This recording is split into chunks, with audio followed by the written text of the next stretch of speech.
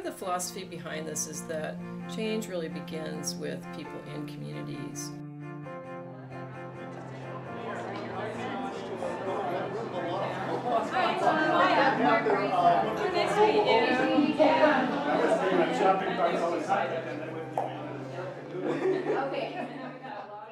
I'm Maya Dunne, and I'm with the firm Dunne and Associates. I've been working with cities for over 25 years, and one of the things that I've seen is that residents themselves can make a big difference in cities. A lot of times we rely on experts to help explain things and do things on our behalf, which is very important. But residents themselves can really make a difference in a variety of ways. The City of Stanton has a lot of interested residents who have been here both for short and long periods of time. They wanted to inspire residents to think about their future in ways that they could improve the community.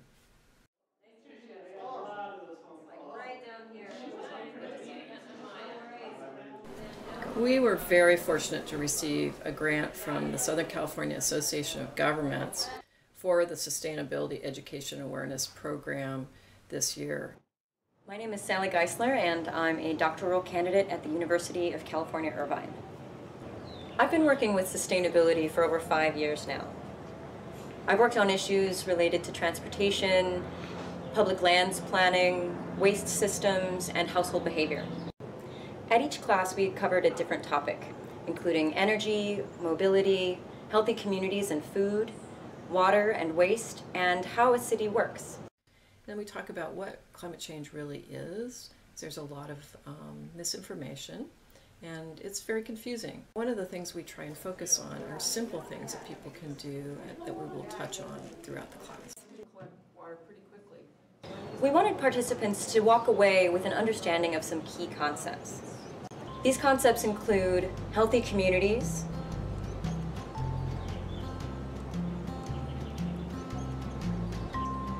being green, greenhouse gas emissions and their sources, and walkability.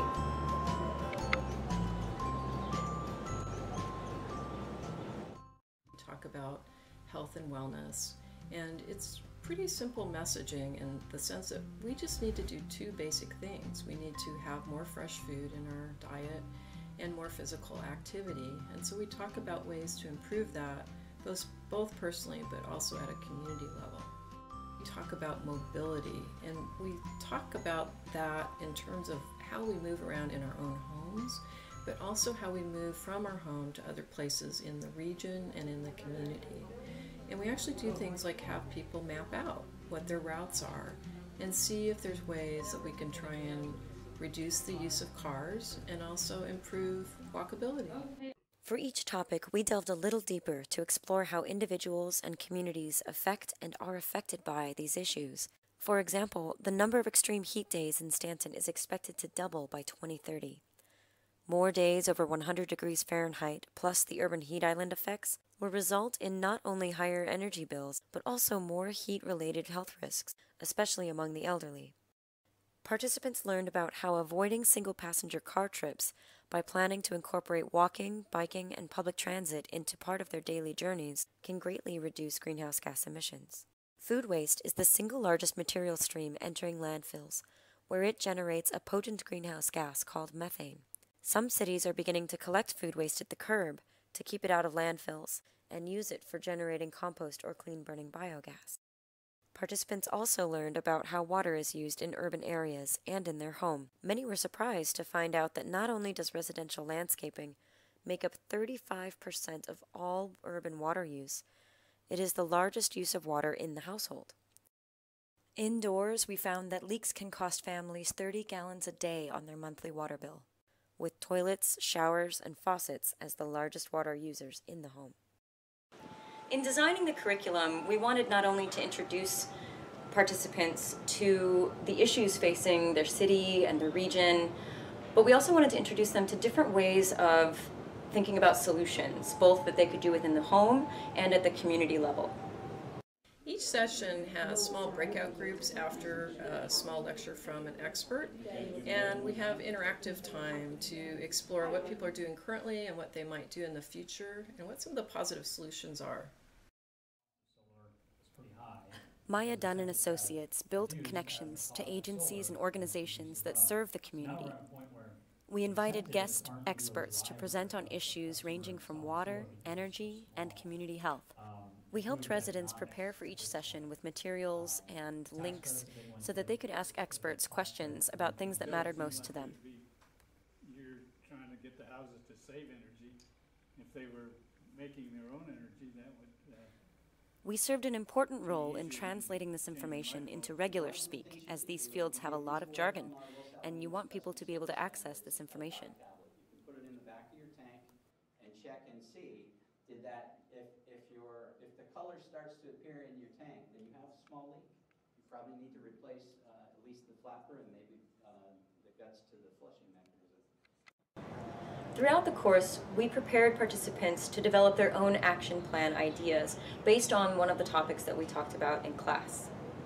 We actually help support residents in thinking about what action plans would be achievable and then guiding them through ways that they might be able to connect to resources, including resources at the city.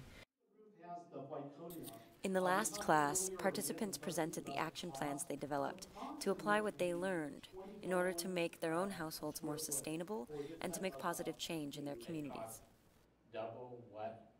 Encouraging folks to think about things that might have a really big impact in reducing carbon emissions and actually making communities healthier and reducing costs.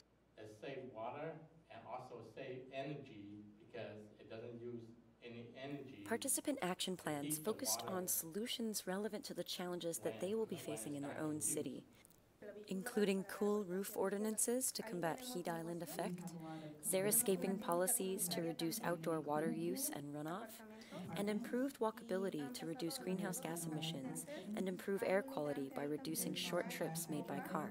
They constantly hit it when they have a car accident, and there's a lot of water that's being wasted. We've also seen the value of our interaction with the city. It really brings new departments together to try and think about ways that they can solve some of these issues as well.